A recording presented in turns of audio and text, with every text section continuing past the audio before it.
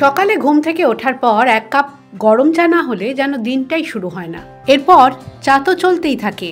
ব্রেকফাস্টের সঙ্গে চা, কাজের ফাঁকে চা, বিকেলে মেজাজ ভালো করার জন্য চা, সন্ধ্যের আড্ডায় চা, আরও কত বলবো।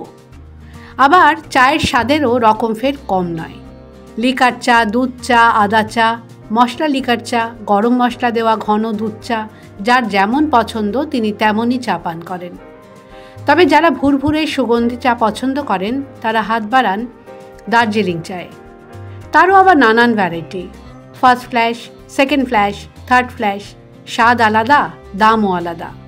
আপনাদের এই চা কাহন শোনানোর আসল কারণ হলো সম্প্রতি বাজারে এসেছে চায়ের নতুন ব্র্যান্ড লিভ অ্যান্ড লাইফ। অনুষ্ঠানের উদ্বোধনে এসেছিলেন অভিনেতা অম্বরীশ ভট্টাচার্য এবং কোম্পানির ডিরেক্টর অভিজিৎ কাঞ্জিলাল, ত্রিনাঞ্জলি কাঞ্জিলাল। তুমি টি পার্সন না কফি পার্সন? না, আমি চাই বেশি ভালোবাসি। তবে এরকম নয় যে আমি দিনে 20 কাপ চা খাচ্ছি, তবে আমি হয়তো 3-4 কাপই খাই, কিন্তু সেই 3-4 কাপ আমি খুব অবভিয়াসলি ভালো চা খেতে পছন্দ করি। চাতে এক্স্যাক্টলি কি থাকতে হবে, মানে দুধ চা উইথ চিনি? না, দুধ চা আমি পছন্দ করি না। একটা ছোটবেলায় পছন্দ করতাম হয়তো, কিন্তু তারপরে যত বয়স বেড়েছে, শরীর সচেতনতা বেড়েছে, তত আমার মনে হয়েছে যে চাটা কিন্তু দুধ চিনি ছাড়া খাওয়াটাই শ্রেয় বলে আমার মনে হয়। তো ফলে গত তুমি বলতে পারো 10-12 বছর আমি একদম চিনি ছাড়া লিকার খাওয়াই পছন্দ করি। কিরকম ধরনের ফ্লেভার খুব পছন্দ চায়ের ক্ষেত্রে?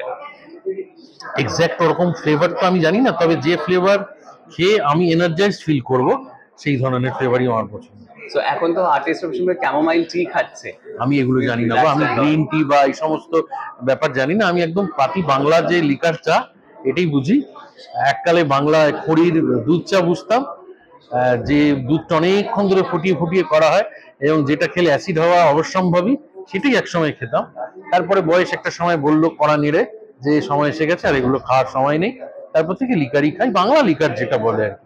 অত যে আমি খুব ডিটেল জানি তা নয়, তবে এনাদের যে সংস্থা, ওনারা যখন আমি অ্যাপ্রোচ করেছিলেন আমি ওনাদের থেকে চা চেয়ে খেয়েছিলাম, আমি খেয়ে দেখেছিলাম, তারপর আমি রাজি হয়ে আসার জন্য, এবং আমার খুব ভালো লেগেছে। একজন সাধারণ মানুষ হিসেবে চাটা আমার ভালো লেগেছে, এইটুকু আমি বলতে পারি। লিভ অ্যান্ড লাইফ নতুন একটি চায়ের ব্র্যান্ড এবং বাংলাভাষী তারা পাচ্ছে, সো কি মাথায় রেখে এরকম একটি চায়ের ব্র্যান্ডের লঞ্চ?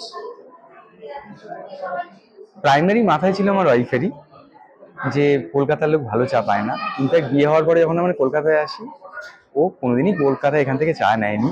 ও অলওয়েজ দার্জিলিং থেকে গিয়ে, আমরা যাই যখন, বা ডুয়ার্স থেকে, চাষন থেকে গিয়ে চা নিয়ে এসছে, আত্মীয় স্বজন, বন্ধু বান্ধব, পাড়া প্রতিবেশী সবাইকে খাইয়েছে। এই 2-3 বছর ধরে অ্যাকচুয়ালি ওরা ভেবেছি বাচ্চারা বড় হয়ে গেছে, একটা ভ্যাকুয়াম পিরিয়ড হয়ে গেছে, তারপরে চিন্তা করছি কি করা যায়। দেন আই অ্যাকচুয়ালি অ্যাডভাইস যে তুমি একটা প্রবলেম আইডেন্টিফাই করো, যেটা তোমার মনে হয় একটা প্রবলেম, তার অ্যারাউন্ডে আমরা কিছু করতে পারি। তখন ও যেটা বলেছে, তাহলে তো আমি চাই করতে পারি, কারণ এটাই আমি বুঝি যে প্রবলেম, আমি তোমাদের সবাইকে খাওয়াচ্ছি এখানে, তো লেটস ডু ফর পাবলিক। সেই করেই এটা 2 বছর আগে ফর্মালি স্টার্ট হয়েছে। সাংবাদিক সম্মেলনে জানা গেল রেগুলার ফ্লেভার থেকে দামি ফ্লেভার সবই রয়েছে লিভ অ্যান্ড লাইফে। The world bureau.